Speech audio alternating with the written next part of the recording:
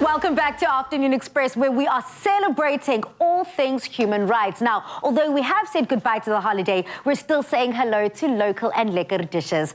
Now, whether it is a midweek dinner or a Sunday lunch, there is nothing like a heart-warming curry to get everyone smiling around the table. Now, Chef Dion is back to share his 5 tips for a local is lekker homemade curry, the authentic way. Welcome back, Chef. Thank you so much for having me. Of course, the authentic way.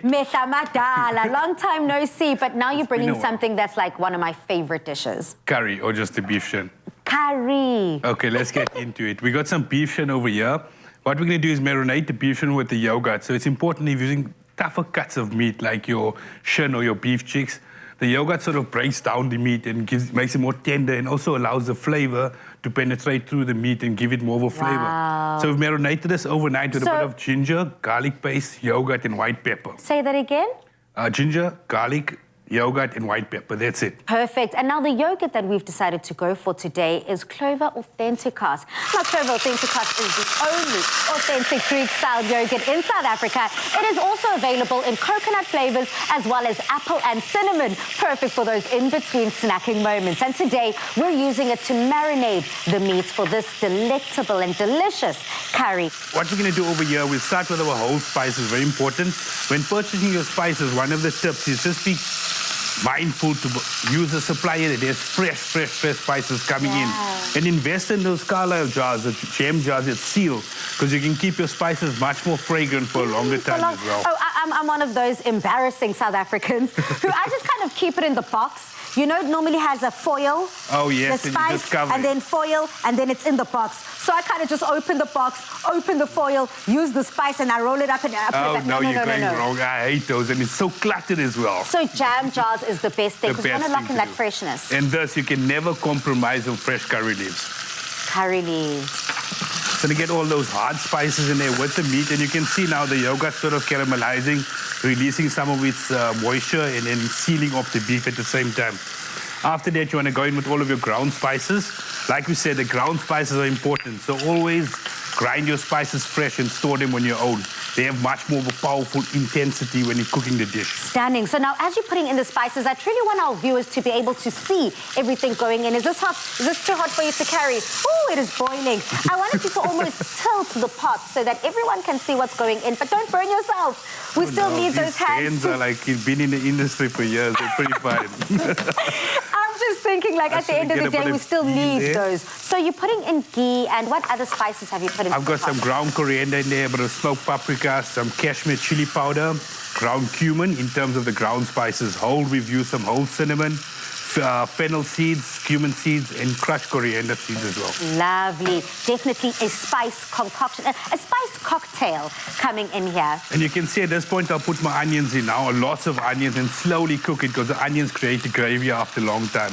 That's also a tip. Your gravy comes from the onions, not the tomatoes. That's the one thing I learned very early on in my cooking journey when I was still in high school, and my mom dedicated her time to getting my booty in the kitchen. She always said the more onions you put in, that's also like a cheat trick. The further your curry will go, the more gravy you're creating. And the aromas coming from this kitchen truly do transport me straight back to Durban. I mean, curries are so popular in Durban just because I'd like to believe it's that historical and heritage when with the Indian cuisine.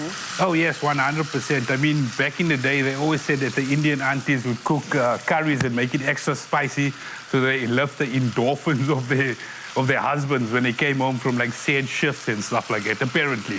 I love learning something new. One thing about Chef Dion, he will pack on the knowledge. I'm so here for it. Okay, so as you continue bringing in the spice that we might want to add in, I mean, it looks incredible. What now should we be looking out for? I mean, I know beef takes forever to cook, and we also want the onions to kind of sweat down as well. Yes, so now at this point, you'll see once the spices start lifting from the top and they separate from the oil, you know you're at the optimal point to drop it down to like 1 and then slowly simmer until it's ready. Okay, I got you. Now, I've got my taste tester right here.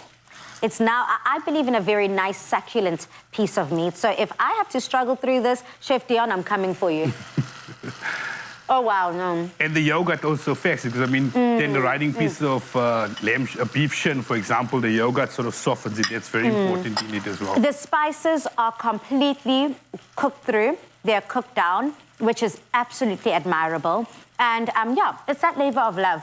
What else needs to go into the pot? At this point here, we're just going to add a little bit more yogurt in it. And then got some of the chilies and the dried chili close to like the end as well, so it gives it more of a freshness and slowly cooks down. But we're just going to add a bit more yogurt in this thing now after we've marinated it, so we can sort of a add healthy body to portion. it, a healthy portion. Because if it's in a really low heat, it's not going to split. It's just going to sort of amalgamate with the onions as it breaks down and creates this beautiful sauce in it. Oh, well, it tastes absolutely delicious. Now, whether you want it with naan bread or roti, curry, curry goes nicely with rice Just as well. plain steamed rice, yo, amazing. This is something that every South African not only should try, but probably has already tried time and time again. Now, Mzansi, you already know we are well into the show, but I did promise not only food, but music. So let's go listen to some music.